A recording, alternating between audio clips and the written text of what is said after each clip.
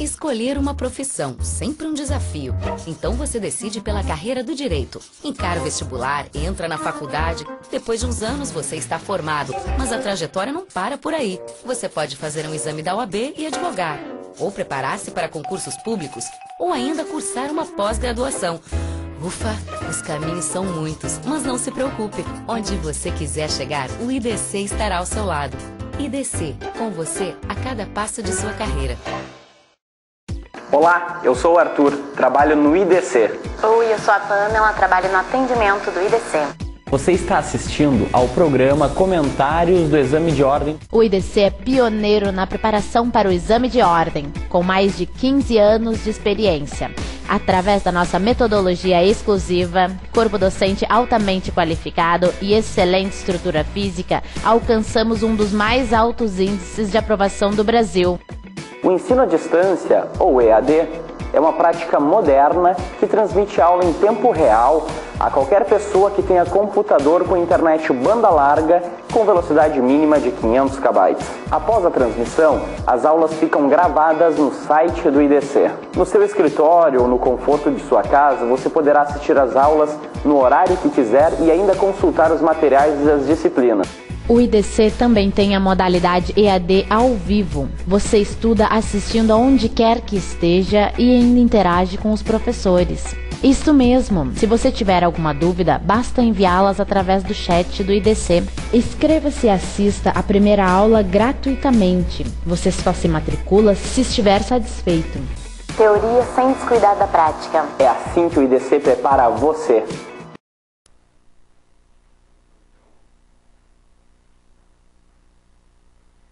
Boa noite, senhoras e senhores. Sejam muito bem-vindos ao 7º programa de comentários e debates da prova da segunda fase do exame de ordem. O objetivo deste programa não é trazer apenas as respostas, e sim comentar os possíveis argumentos que deveriam constar nas questões ou na peça processual da segunda fase.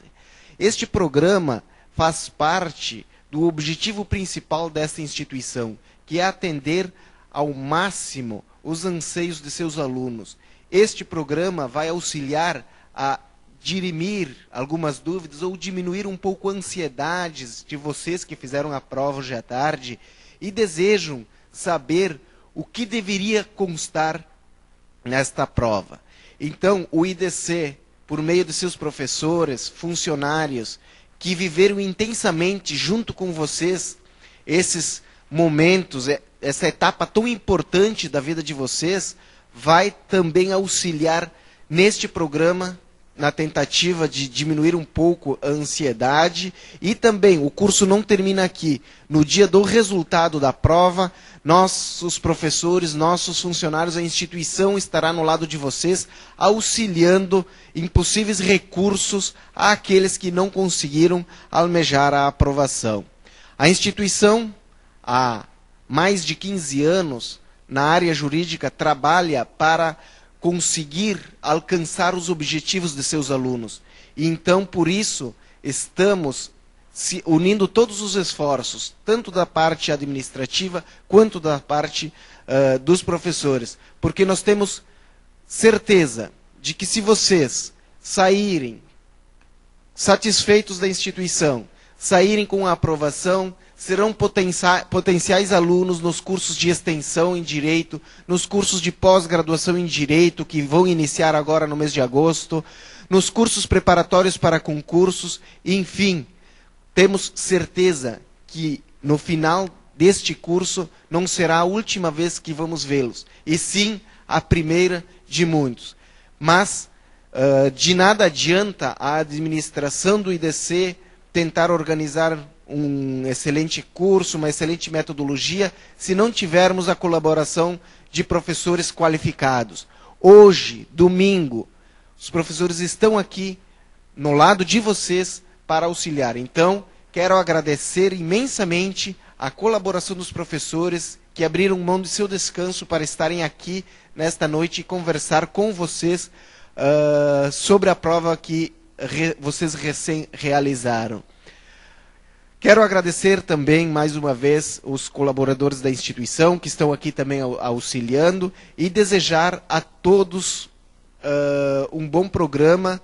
Temos certeza de que aqueles alunos que frequentaram o curso, realizaram os exercícios, enfim, utilizaram da metodologia que a instituição ofereceu, com certeza serão aprovados nesta prova.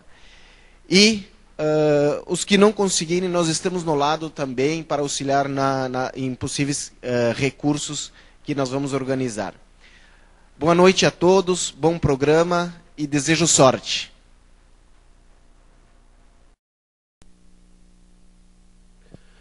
Muito bem, amigos.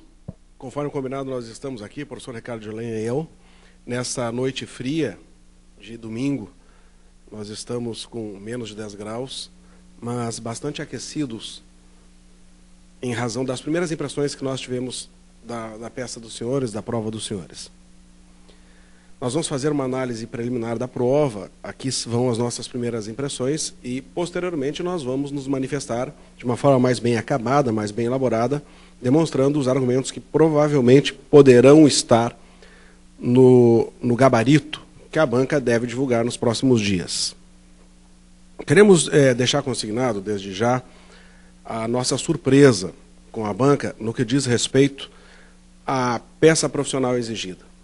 Eu tenho a certeza de que isso é um sentimento comum de todos os professores de direito penal e processual penal deste país, notadamente aqueles que estão envolvidos na preparação do exame de ordem, como nós, e que acreditam que o exame de ordem é sim uma filtragem necessária.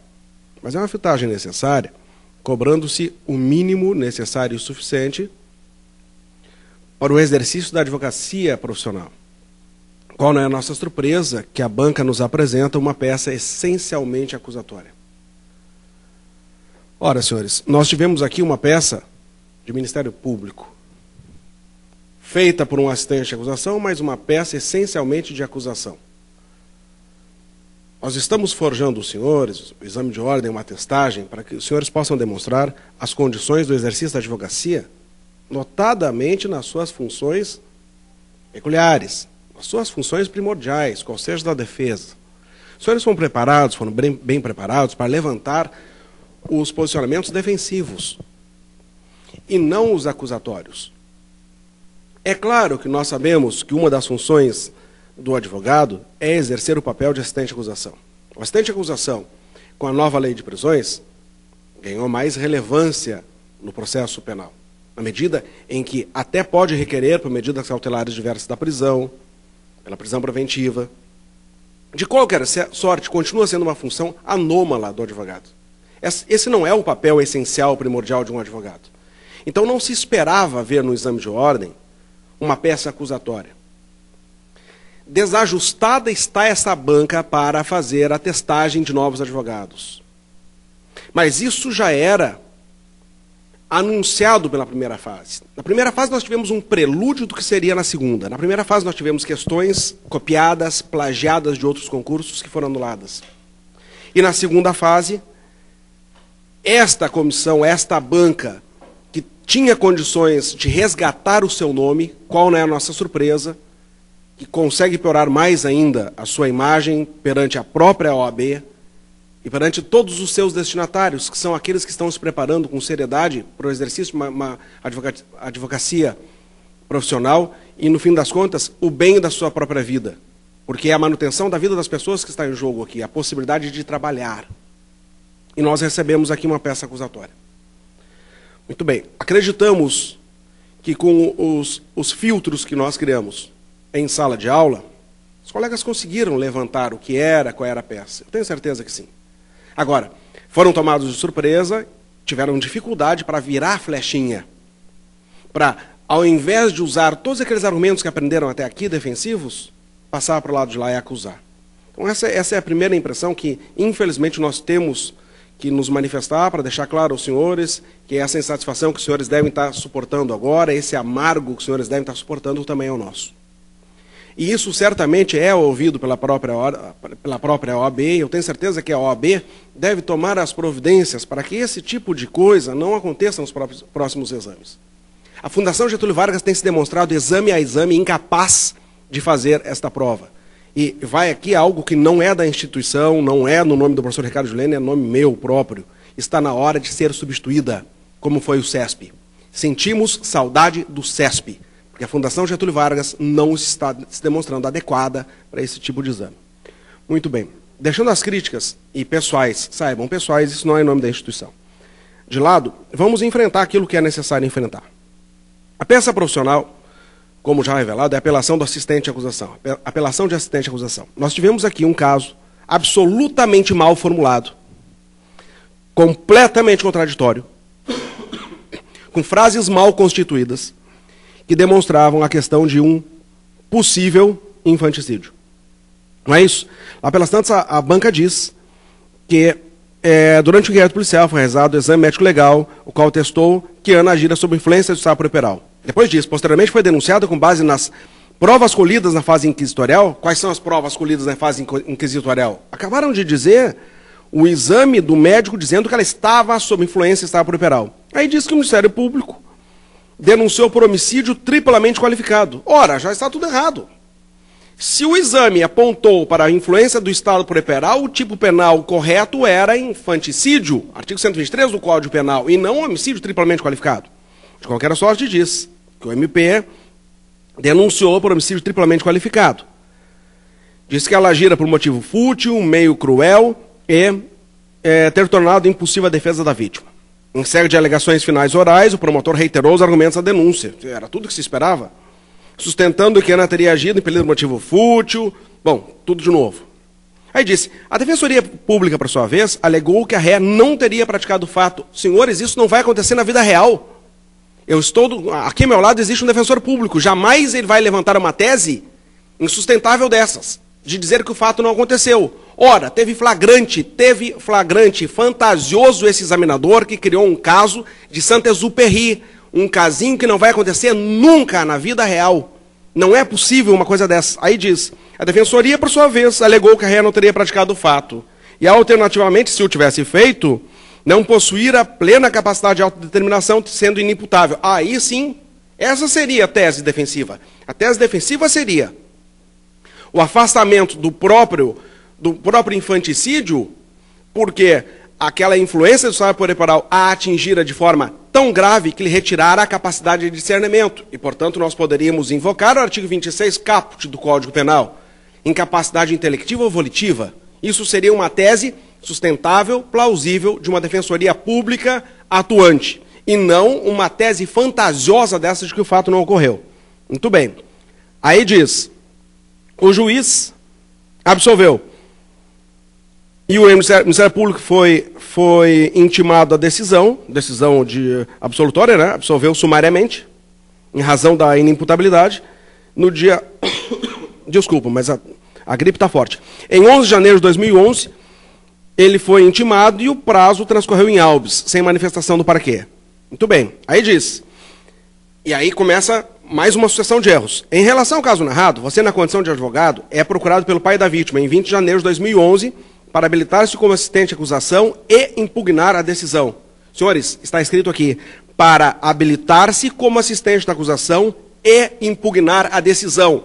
É necessário que esse examinador saiba que o E, entre duas assertivas, indica adição. O senhor estava pedindo duas peças. O senhor estava a exigir duas peças. O senhor disse, as pessoas teriam que se habilitar como assistente de acusação e impugnar a decisão. Ora, é óbvio que é uma peça só que as pessoas precisam fazer.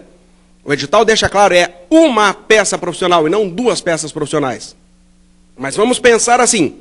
Vamos pensar que nessa apelação o senhor deveria fazer constar da própria interposição o seu pedido, o seu requerimento de habilitação como assistente de acusação.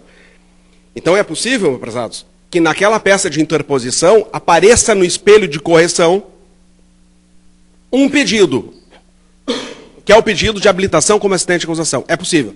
Agora, daí a dizer que serão duas peças autônomas, isso é impossível, isso é incabível e nós não esperamos ver que a banca vá para um caminho desajustado deste. É uma peça só, e a peça seria a apelação. Definitivamente, se você fez só um simples requerimento de uma única folhinha de assistente de acusação, quero crer que você não vai alcançar o resultado, porque o objetivo maior aqui seria impugnar a decisão.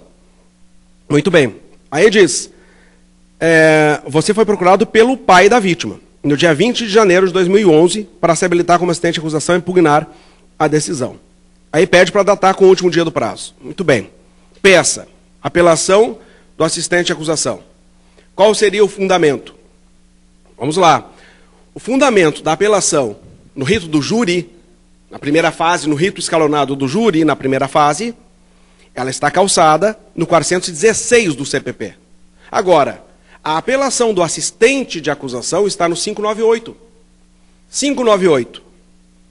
Então, imagina-se que essa banca vai ter que aceitar 416, vai ter que aceitar 598 e talvez aceite ainda 593, inciso 1, que é a base legal comum da apelação. Quero crer, ao meu ver, deveria ser 416 combinado com 598, e o 593 não deve aparecer aí, porque as bases especiais vão afastar a base geral. De qualquer sorte, são as três bases aí que os senhores podem pensar: 416, 593, inciso 1 e 598, todos os CPP. Agora vejam bem, a lei diz que você foi procurado para se habilitar como assistente de acusação. Não precisava se habilitar, não precisava. Posso apelar mesmo sem se habilitar. É possível. Quer dizer, isso é já um dos motivos que eu posso atacar em eventual recurso, porque o 598 diz habilitado ou não. Habilitado ou não eu poderia ingressar com esse recurso. Então, de qualquer sorte, esse 598 talvez esteja ou não no espelho de correção. Vamos ver. Endereçamento da peça de interposição. Bom, esse endereçamento não deve valer nada. Não deve valer nada, porque a banca deu. Ali, primeira vara criminal, tribunal do júri. É certo, você ia colocar o endereçamento que aprendeu a fazer. Excelentíssimo senhor doutor juiz de direito, primeira vara criminal, barra tribunal do júri. Reticências, acabou. Você não sabe a localidade, acabou. Não ia colocar nada além disso. O endereçamento das razões, aí sim, ao respectivo Tribunal de Justiça. E, mais uma vez, nós deixaríamos de uma forma sem identificar. Egresso Tribunal de Justiça do Estado D, colhendo a Câmara Criminal, eméritos julgadores. Simples assim. O que acontece? Precisávamos qualificar ou não precisávamos? Senhores, vejam bem. Quem é o assistente de acusação? O assistente de acusação é a vítima. É a vítima, e não o advogado. Me digam, você foi procurado pelo pai da vítima. Então é o pai da vítima que tem que aparecer. A banca deu o nome do pai da vítima? Não deu. Não deu, deveria ter colocado. Você foi procurado por Ademar, pai da vítima. Não deu nome nenhum. Então imagina-se que você deve ter começado a qualificação como pai da vítima, e aí ter feito aquela qualificação genérica: nacionalidade, reticências; estado civil, reticências; profissão, reticências; portador da cédula de identidade. Por quê, meus prezados? Porque ele não estava qualificado em momento algum. O pai da vítima não está até então qualificado nos autos. Quem estava qualificado nos autos? A vítima. Mas o pai da vítima não estava. Então, em tese, você deveria qualificar o pai da vítima. Colocaria assim, não pode inventar o nome. Quem sabe, no máximo, fulano de tal, não sei. Melhor, pai da vítima e a qualificação completa. E aí, por ser o advogado e a fundamentação legal. Muito bem. Pede aqui o último dia do prazo. Último dia do prazo. Aqui nós temos outro problema. O que acontece? Aqui diz assim: o Ministério Público foi intimado a decisão em 11 de janeiro de 2011. 11 de janeiro de 2011. Bom, não me disse se aquilo é segunda, é quarta ou é sexta. Não me disse quando que é. Olhando o calendário, parece que isso é terça-feira. Não sei. Também não me interesso saber.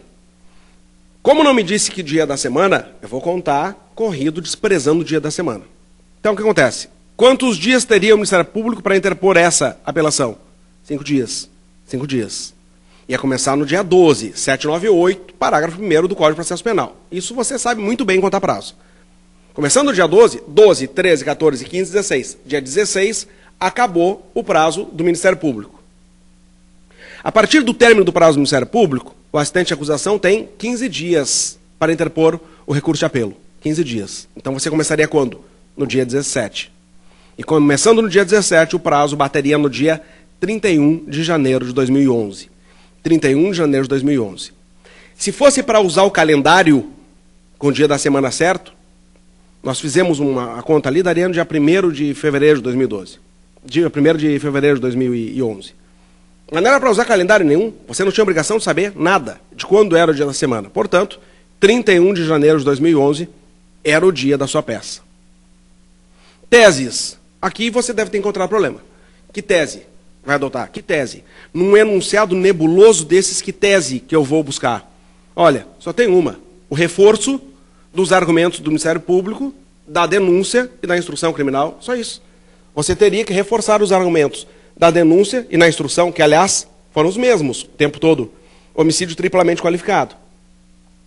Subsidiariamente, você deveria reforçar a tese do infanticídio, em face da influência do Estado puerperal, com base lá no que o inquérito policial apurou.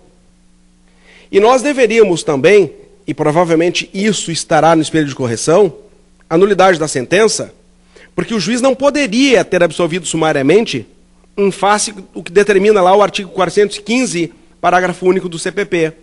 Veja, lá diz que o juiz não pode absolver sumariamente pela inimputabilidade quando esta não for a única tese defensiva. E não foi a única tese defensiva. Teve uma tese defensiva fantasiosa que só existe no mundo maravilhoso e fantasioso da OAB, do 7º exame, que não existe na vida real, que defensor público algum se submeteria ao ridículo e ao escracho de inventar uma tese que não existe, que era da inexistência do fato. Inexistência do fato. Ora, senhores, inexistência do fato. Teve um flagrante, a pessoa foi flagrada batendo a cabeça da criança na parede. De qualquer sorte, a questão me disse que teve mais de uma tese. Se teve mais de uma tese, o juiz não poderia absolver sumariamente. Então, nulidade dessa sentença nos termos do 415, parágrafo único. Quais são os pedidos possíveis? Bom, como pedidos possíveis, os senhores fariam pedido de cassação da absolvição sumária e consequente pronúncia pelo crime de infanticídio. Veja bem, cassação da absolvição sumária. Tivemos a absolvição sumária, então vamos cassar essa decisão. E pronunciar no tribunal, no próprio tribunal, por infanticídio. Mas como pronunciar pelo infanticídio se o Ministério Público, ao arrepio do que foi apurado na fase do inquérito policial, o Ministério Público denunciou por homicídio triplamente qualificado? Ora, prezados, aqui nós teríamos o Instituto da Mendatio Libelli. Mendatio Libelli em face do próprio tribunal. Então, essa seria uma possível tese a ser sustentada ali no pedido. Cassação da absolvição sumária e consequente pronúncia pelo crime de infanticídio pelo Instituto da Emendácio pelo próprio tribunal. Pode ser ainda que apareça no nosso espelho de correção a cassação da absolvição sumária e consequente pronúncia pelo crime de homicídio triplamente qualificado. Por quê? Ora, se o Ministério Público, na sua denúncia e durante toda a instrução, pugnou pela condenação pelo homicídio triplamente qualificado, quer parecer que é isso que se quer na condenação. Então nós poderíamos pedir a cassação da absolvição sumária e a pronúncia com base no homicídio triplamente qualificado.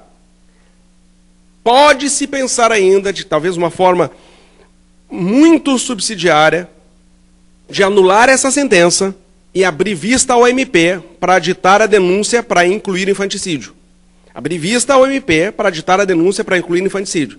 Sinceramente, acho que não vai ser essa a postura. Não vai ser essa a postura exatamente pelo primeiro pedido que eu te revelei. É possível, sim, fazer emendácio lá no próprio tribunal. Então, não quero crer que nós vamos ter aqui uma anulação da sentença para abrir vista ao MP para aditar a denúncia pelo infanticídio. Não. Quero crer que uma das duas teses vai aparecer no espelho de correção.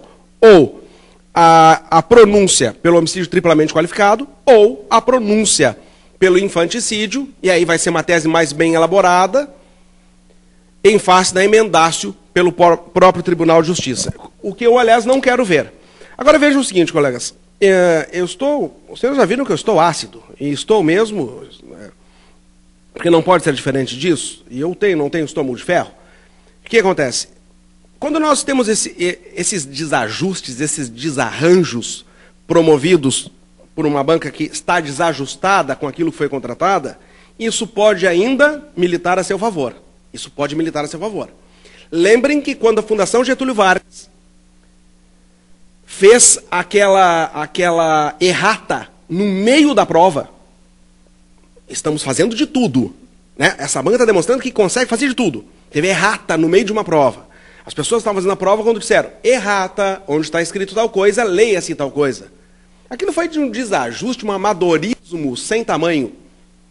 Mas aquilo terminou beneficiando muita gente. Porque a correção foi benevolente. Eu espero que aqui não seja diferente. Não seja diferente. Aqui, diante desse desajuste, diante desse caso mal formulado, dessas teses fantasiosas que foram criadas aqui, que não servem para nada, a não ser prejudicar as pessoas, que nós possamos ter uma vantagem nisso aí, pelo menos na correção. Porque está mais do que na hora de esta banca arredar deste exame. Fundação Getúlio Vargas já deu o que tinha que dar, não vai deixar saudade, porque nunca fez um exame que nós pudéssemos elogiar e dizer assim, passou batido a primeira e a segunda fase. Infelizmente, nós estamos indo de mal a pior. O exame é importante, mas com esse tipo de banca contratada, é melhor que ele não exista, porque isso é para iludir as pessoas. Muito bem. O professor Ricardo vai comentar a primeira questão. Bom, pessoal, realmente o professor Davi está fora do seu normal, devido a essa prova que foi extremamente anormal. Esse examinador que fez essa prova, eu até já brincava com alguns colegas, ou ele deve ser do Ministério Público, ou ele veio do Ministério Público, ou ele queria ser Ministério Público e talvez seja advogado.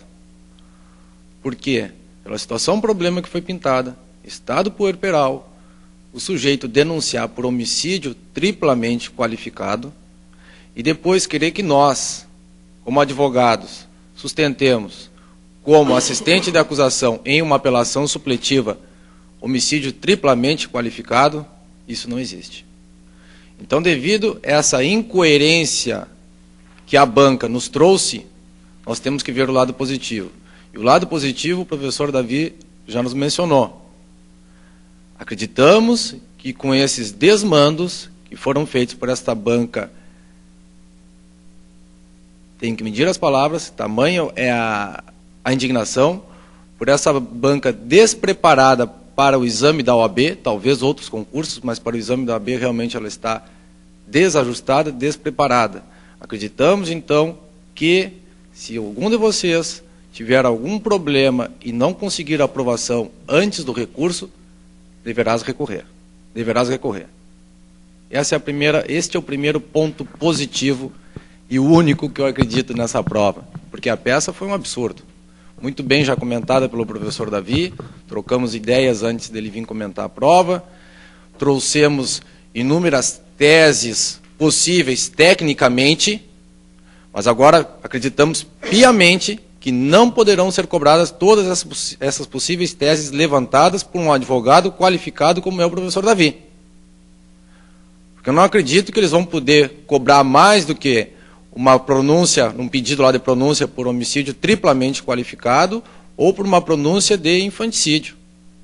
Acreditamos piamente que esses serão os pedidos cobrados. Se tiverem os outros que foi levantado aqui pelo professor Davi e quiserem cobrar negativamente, nós iremos recorrer. Então fica um primeiro alento. Eu sempre mencionava para vocês que nós pegamos um pouco em uma questão aqui, um pouco em outra, e nós vamos conseguir a aprovação. Bom, vou comentar a questão número 1 e a questão número 3. Para mim, a prova em relação às questões, a questão número 1 foi a questão mais complicada. A questão 2, 3 e 4 também teve um grau de dificuldade razoável. Só que a 2, a 3 e a 4 nós resolveríamos abrindo o código, abrindo a lei. Já a questão número 1 ia precisar um raciocínio um pouco mais apurado que foi trabalhado em aula. O que dizia a questão número 1, só para relembrando, vocês saíram agora da prova, ou amanhã vão assistir o nosso vídeo, já tem aquela questão aqui na mente. A questão número 1, o que era? Lei 8.137, mais concurso material com artigo 299, falsidade ideológica. Tudo bem, falsidade ideológica. Ele fez o falso, ele falsificou aquelas notas. Para quê? Para reduzir tributo. Então, quando o falso é meio para o crime fim, redução de tributo, que segundo a banca, o verbo nuclear aqui, reduzir, está no artigo 1º, se o falso se exaure para o crime fim, o que nós temos? A absorvição do crime meio para o crime fim. E o que nós usamos, e até fizemos em uma questão, o princípio da consunção, em que nós colocamos em um determinado local, marcamos lá a súmula 17 do STJ. Pois bem, então aplicando o princípio da consunção, o que nós teríamos aqui? Um crime único. Um crime único. Crime único qual? Em um primeiro momento, vamos entender que seja do artigo 1º. Sendo o crime único do artigo 1º, a pena mínima é qual? 2 anos. E olha o que a banca nos coloca. Ao final ali. Como advogado de Ricardo, você deseja recorrer da sentença. O que dizia a sentença, pessoal? 3 anos de pena privativa de liberdade. Essa minha sentença não falou se o sujeito ficou em regime fechado, semiaberto, aberto. Essa minha sentença não disse se foi substituída a pena privativa de liberdade por restritiva de direito. Não falou nada. Então, a tese que deve ser valorada pela banca é única e exclusivamente crime único. Pode ser que apareça, acredito que vai aparecer, e vai dar vez para recurso, que, uma vez sendo considerado crime único, pena de 2 anos, o que o réu tem direito? Regime aberto. Sim, regime aberto, pena de 2 anos, não tem a possibilidade da substituição da pena privativa de liberdade por restritiva de direito? Sim. Tá, mas aí se não teve a possibilidade da substituição por pena restritiva de direito, o que se poderia pedir? Suspensão condicional da pena. Então, quais seriam as teses defensivas aqui? Temos 4. Crime único, absorção do crime meio pelo crime fim, princípio da consunção. Este eu acredito que seja a principal tese. Segunda, regime aberto. Terceira, pena restritiva de direito. E quarto, se não fosse pena restritiva de direito, suspensão condicional da pena. Ah, mas e como é que fica a súmula vinculante número 24, que diz que se não teve a constituição definitiva do crédito tributário, não tinha condição objetiva de punibilidade? Eu aleguei isso. Vai ser valorado? Acredito que não. Acredito que não, porque a situação, o problema disse que estava bem provado a situação. Ah, mas se eu levantei a súmula vinculante número 24, não irás perder nada. Com certeza não irás perder nada. Tá bem, pessoal? Então, vamos esperar o resultado, não é a hora ainda de entrar em estado de nervos, como dizia a minha avó. Bom, vejam, colegas, que ali na questão 1, que o professor Ricardo comentou, o examinador sequer... Eu estou com som, Arthur? Tô? O examinador sequer falou do... Qual conduta que o sujeito praticou? Porque diz assim, artigo 1º da Lei 8.137/90. Né? E não o inciso 1, 2, 4, qual? Isso mesmo. E forçando ainda, mas nós somos da defesa. Engraçado, né? Eu, quando estou fazendo a peça, eu sou o assistente de acusação que está ajudando esse integrante do Ministério Público que deve ter atuado na Santa Inquisição. E possivelmente deve ter condenado muitas bruxas, né? Porque é a mesma coisa aqui. Então aqui, ele sequer tipificou a conduta na questão número 1. Podia ser do artigo 1º ou até mesmo do artigo 2º, pessoal. Então, quem teve um pensamento muito bem lembrado aqui pelo professor Davi agora, quem teve um pensamento mais defensivista, que é o que nós devemos fazer na prova da OAB, poderíamos colocar lá no artigo 2º, inciso 1. E aí a pena baixaria para 6 meses. 6 meses, o que nós temos? Possibilidade do GCRIM, com todas as suas medidas despenalizadoras. Então, eu estou querendo reforçar com vocês que nós vamos ter várias hipóteses, dependendo de como for avaliada, várias hipóteses de recursos. Tá bem? Então, não é hora ainda de ficar nervoso. Muito bem, senhores. A questão 2 tratava da Larissa, senhora aposentada, que foi enganada pelo rapaz, bom moço, bem vestido, simpático, para que levasse uma caixa de remédios ao seu primo. Estava gravemente enfermo e inocente, seguindo seus preceitos religiosos, a dona Larissa levou. Foi flagrada pela polícia com 250 gramas de cocaína no interior da caixa. e disse que ela estava sendo processada pelo crime de tráfico de entorpecentes, crime previsto no artigo 33 da Lei 11.343. Já fica a ressalva aqui que essa expressão entorpecentes desapareceu desde 2006. A partir de lá, a nova lei começou a falar em drogas, o tempo inteiro drogas. Faz pouco tempo. Muito bem. Aí pede assim, ó, qual a tese defensiva aplicável a Larissa? Bem, senhores, aqui nós temos uma questão de teoria geral do crime. Aqui nós temos uma questão de erro de tipo. E aqui nós temos uma questão de erro de tipo provocado por um terceiro, determinado por um terceiro. O que acontece? Os senhores lembram que quando nós damos erro de tipo, quando o erro é invencível, inevitável, afasta-se dolo e culpa. O que é o erro? É uma errada compreensão sobre a situação fática. A pessoa tem um equívoco, tem uma falsa percepção sobre a situação fática. O que imaginava ela? Que estaria levando uma caixa de remédios para o adoentado primo. Eis que no interior da caixa de remédio havia cocaína. Muito bem. Se qualquer pessoa nas mesmas circunstâncias incidiria no mesmo erro, portanto, invencível, inevitável, fica afastado dolo e culpa. E afastando-se dolo e culpa, não sobra nada. Porque os senhores sabem, não há crime sem dolo ou culpa. Nullum crime sine culpa. Ou seja, é da concepção da própria estrutura do crime a existência de dolo e de culpa. Agora, se porventura o erro fosse evitável ou vencível, significa, se tivesse agido um pouco mais de cautela, não teria incidido em erro, a solução que o Código Penal dá é que afasta-se o dolo. Afasta-se o dolo, mas remanesce a tipificação culposa se houver previsão. Vejam, como não existe previsão de modalidade culposa do tráfico, fosse o erro vencível ou invencível, de qualquer sorte, Larissa não teria praticado o crime. Então, o que os senhores deveriam ter feito é levantado o artigo 20, caput e parágrafo 2º do Código Penal, ter referido a questão de erro de tipo, as expressões-chave deveriam ser essas.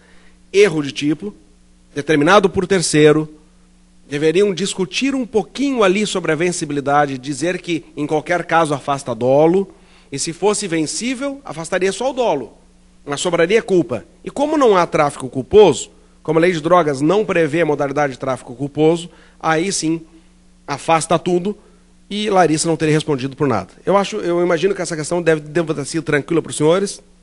Nós verificamos isso lá na primeira fase, quando estudamos a teoria do crime. Certamente os senhores encontraram facilmente o artigo 20 ali. Também queremos questões parecidas em sala de aula. Os senhores devem ter saído bem aí. Bom, voltamos então, questão número 3. Questão número 3 referia-se ao crime de instigação, induzimento, auxílio ao suicídio. No momento em que o candidato, no momento que nós estivéssemos lá na prova e víssemos a expressão suicídio, nós iríamos já direto, que diz a lei, iríamos ao artigo 122. E no artigo 122, iríamos ler o tipo penal e conseguiríamos responder essa questão. Pois bem, questão número 3, então, fala que João teria auxiliado, instigado a Maria a se matar, ela teria pulado a janela e teria sofrido alguns arranhões. Lá no artigo 122, pessoal, fala arranhões? Lá no artigo 122 fala do quê? Resultado morte ou lesão grave. Então, como o tipo do artigo 122 é um crime condicionado à morte ou à lesão grave, na resposta da assertiva A, questão número 3, como teve apenas arranhões, o João cometeu crime algum. Não cometeu crime algum, não está tipificado ali no artigo 122. Pois bem, já na B, questão número 3B, caso Maria viesse a sofrer lesões corporais de natureza grave, em decorrência da queda, a condição jurídica de João seria alterada? Sim, a condição jurídica de João seria alterada, porque agora estaria tipificado o artigo 122 do Código Penal. Então, com os treinos que nós fizemos em aula, em que fase eu estou, de que lado eu estou, o que diz a lei, eu olhava o artigo 122, em um primeiro momento responderia não, artigo 122, no segundo momento responderia sim, artigo 122. Pessoal, queria deixar um recado para vocês, o professor Davi vai terminar comentando a quarta questão.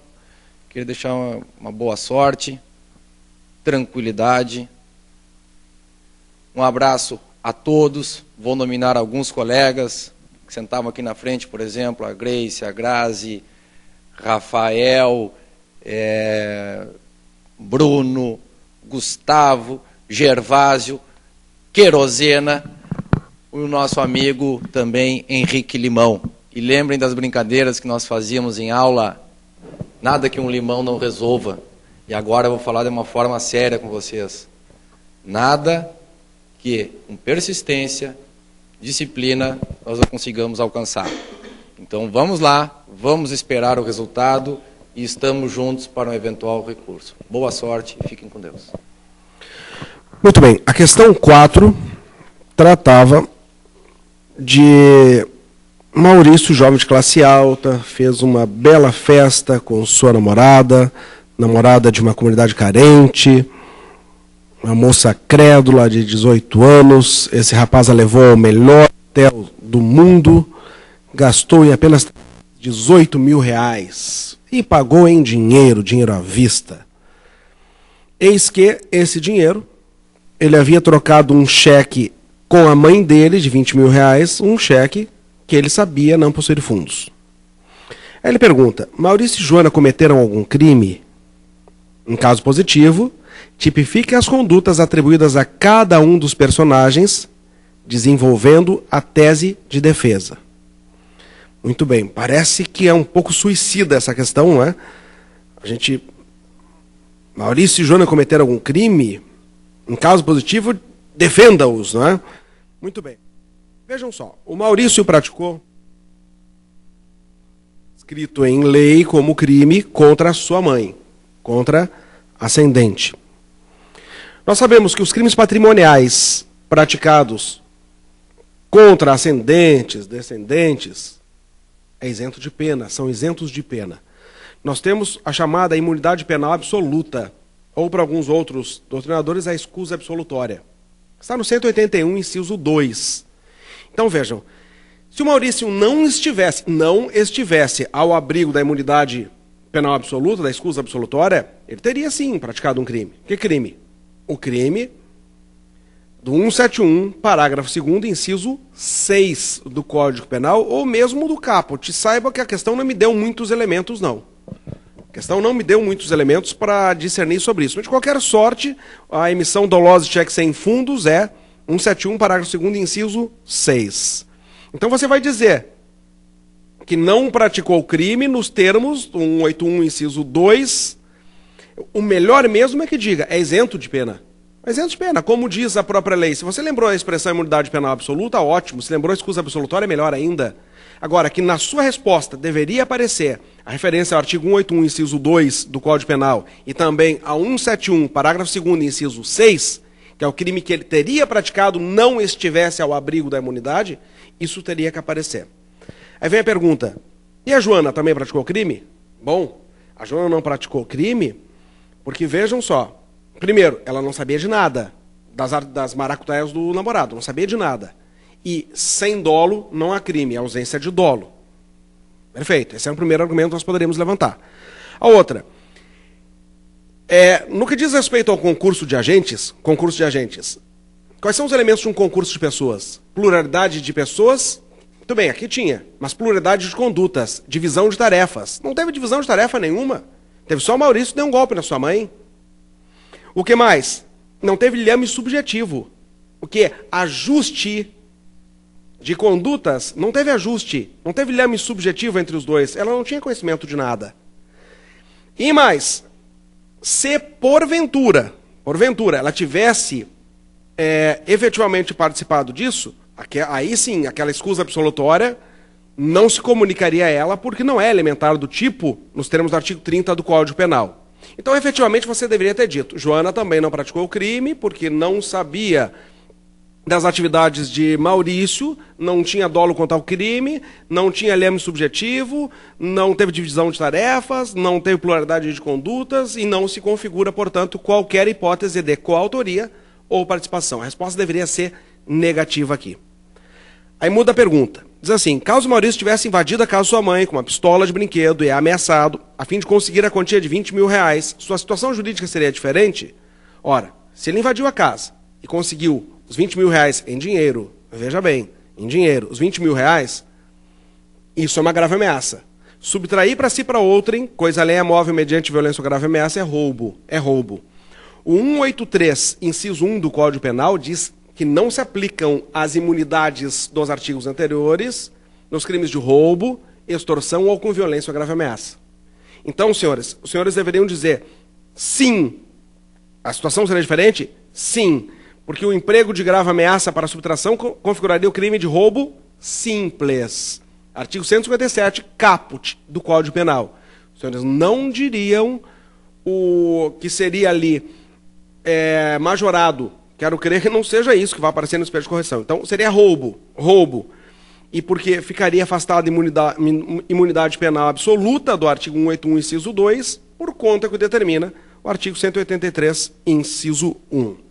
Vejam, essas são as primeiras impressões que nós temos, e nós, com o tempo, vamos nos manifestar um pouco mais bem elaborado, mais bem acabados, mas, de qualquer sorte, saibam que, quando sair o gabarito, esse gabarito preliminar, deve sair, não é? E não deve sair em seguida, esse é um outro problema, não é?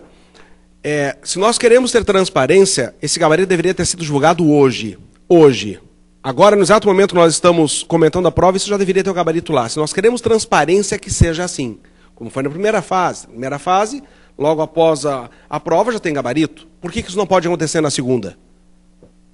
O examinador não tem certeza das suas respostas? Apresente o gabarito, nós vamos discuti-las. De qualquer sorte, quando sair o gabarito da banca, nós vamos voltar a nos encontrar. Senhor, nos procure nesses meios virtuais que nós vamos estar aí, ou mesmo mantenha contato com a escola para saber como manter contato conosco. Quando sair o resultado preliminar, a relação dos aprovados, nós temos a já tradicional aula do choro que acontece aqui na escola. Estaremos aqui, professor Ricardo Gileno e eu, para verificar as possibilidades recursais dos senhores.